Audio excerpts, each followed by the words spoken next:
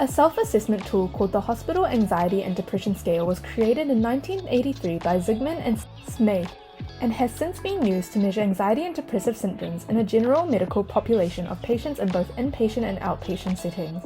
It strongly emphasizes minimizing the effects of physical health illnesses on anxiety and depressive disorders, which can frequently coexist. It was designed to screen emotional disorders of patients in non-psychiatric settings by detecting the two most frequent mental disorders, which are anxious and depressive states.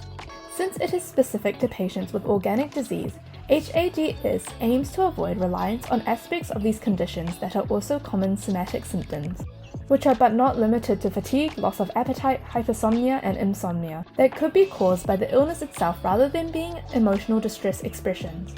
It comprises 14 item questions, 7 relating to anxiety and the other 7 to depression. The questions are rated on a 4-point severity scale and produce 2 scales, one for anxiety and one for depression. Scores of greater than or equal to 11 on either scale indicate a definitive case.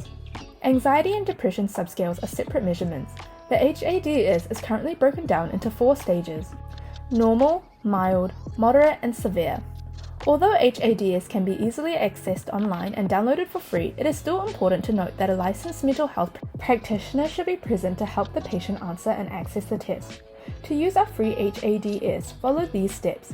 Download our HADS from the Carepatron platform, which you can find in the link in the description. It is essential to make sure that the patient understands what needs to be done as well as the content of the assessment tool. The medical practitioner in charge should ensure that the patient will answer honestly and is comfortable answering all questions. Next, be vigilant in the patient's patterns or behaviors while answering the assessment tool. Through observation, a medical practitioner will be able to recognize non-verbal and non-physical symptoms leading to anxiety and depression. Next, collect all necessary information and go through it thoroughly. Assess the test scores and identify whether the patient needs special care considerations in their medical and mental health needs. Lastly, if the patient is confirmed to have symptoms of anxiety and depression, the next step is to ensure they get the care they need. Here is a sample of our HADS, which you can find on our Carepatron platform. To find our HADS, go to our Carepatron platform or click on the link in the description. In our template section, we have a variety of templates and worksheets for you to use with your patients.